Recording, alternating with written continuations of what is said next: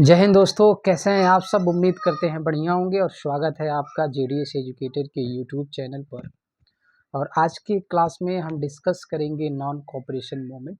पिछली क्लास में हम लोगों ने क्या पढ़ा था, रॉलेट एक्ट पढ़ा था और जलियांवाला बाग हत्याकांड पढ़ा था। ठीक है। असहयोग आंदोलन गांधी द्वारा चलाया जा रहा था, गांधी के नेतृत्व में चलाया जा रहा था। ये पहला जन आंदोलन था, मास मूवमेंट था, जिसमें भारत के हर तबके ने इस आंदोलन का सहयोग किया। ठीक है। हम इससे जो सवाल बनते हैं उन पर भी चर्चा करेंगे और इसको हम समझने की कोशिश करेंगे। ठीक है। तो सितंबर 1920 में कांग्रेस का एक विशेष अधिवेशन हो रहा था कलकत्ता में, और जिसके अध्यक्ष थे लाला लाजपत राय। ठीक है। इन्हीं की अध्यक्षता में असहयोग आंदोलन को स्वीकार कर लिया गया। ठीक है। यानी प्रश्न आपसे ये बने कि असहयोग आंदोलन को स्वीकार किया गया था तो 1920 सितंबर 1920 किसकी अध्यक्षता में? लाला लाजपत राय की अध्यक्षता में। ठीक है। कांग्रेस का सेशन जो चलता था तो एक तो रेगुलर सेशन दिसंबर में होता था और एक बीच बीच में कभी ऐसी ज़रूरत आ पड़ी तो वो उसको विशेष सेशन कहा जाता था। ठीक है। तो इसको सितंबर 1920 में असहयोग आंदोलन को पास करा लिया गया, लेकिन स्टार्टिंग में इसका विरोध भी हुआ। ठीक है। स्टार्टिंग में जो कांग्रेस के बड़े बड़े नेता थे उन्होंने असहयोग आंदोलन का विरोध किया। विरोध इस वजह से किया कि इसमें क्या था कि एक साल में स्वराज प्राप्ति की लक्ष्य रखा था गांधी जी ने, और इसमें कहा था कि इस समय हमें ये चीज़ों का क्या करना है, असहयोग करना है, बहिष्कार करना है। और इसी में विधानसभा का चुनाव भी आने वाला था और उसका भी बहिष्कार करने की बात की गई थी। तो इससे चित्तरंजन दास को ये लगता था, या और भी जो लीडर थे उनको ये लगता था कि हम स्वराज प्राप्ति सरकार में आकर भी कर सकते हैं। ये बात इनको नहीं समझ में आई, लेकिन किसी तरह गांधी ने क्या किया, इसको पास करवा लिया। किसके सहयोग से? तो मोतीलाल नेहरू और अली बंधु इन्होंने क्या किया, इसका समर्थन किया और इसे पास करा लिया गया। बाद में लाला लाजपत राय, चित्तरंजन दास इस बात को मान जाते हैं। ठीक है। जब दिसंबर 1920 का कांग्रेस का जो रेगुलर सेशन होता है तो जिन लोगों ने क्या किया था, इसमें विरोध किया था, वो अपना विरोध वापस ले लेते हैं।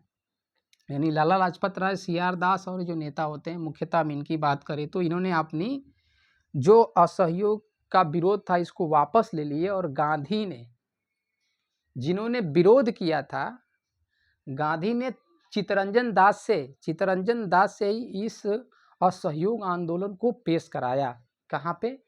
कांग्रेस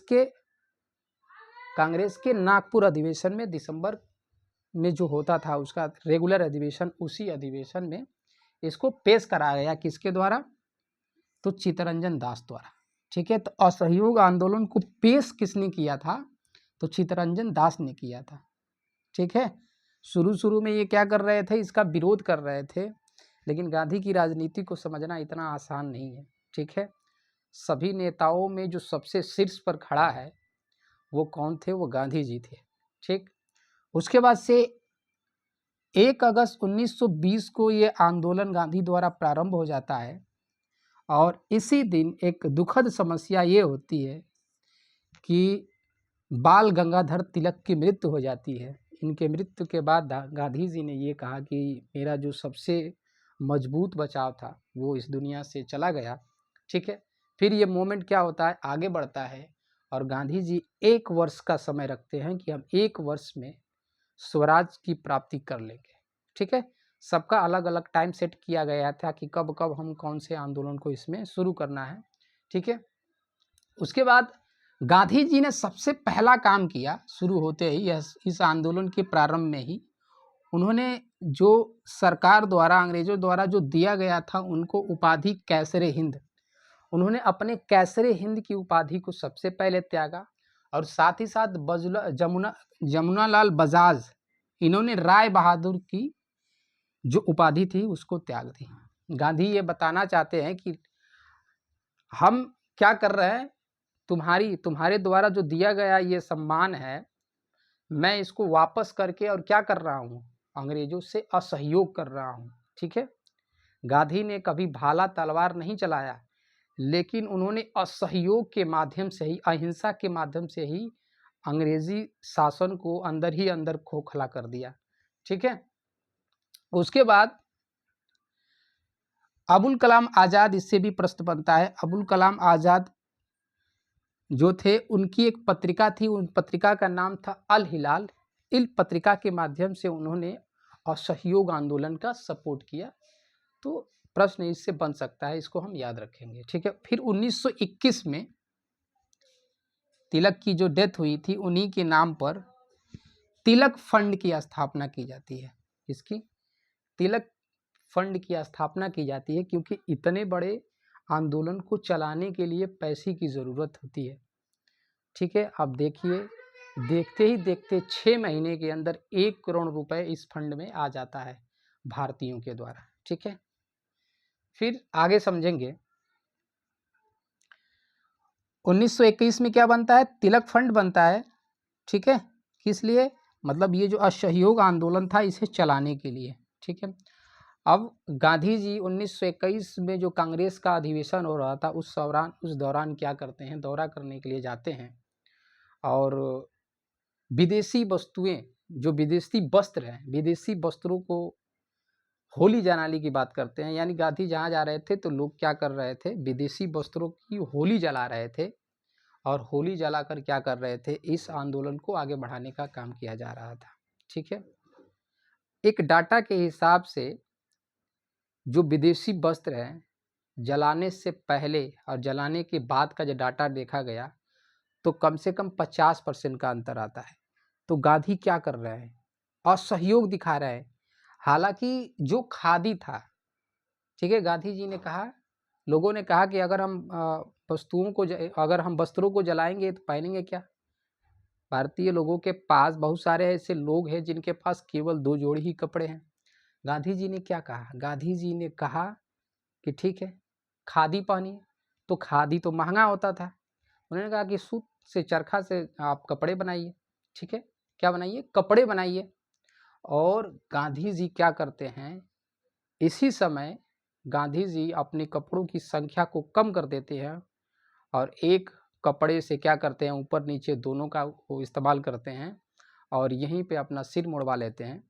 ठीक है, यानी कि ये काम इसलिए कर रहे हैं कि गांधी ये बताना चाहते हैं, जो इतना बड़ा आंदोलन लीड कर रहा हो, ये बताना चाहता है कि हम, जो आप आम जनता हो, उन्हीं में से मैं एक हूँ, आपसे अलग नहीं हूँ।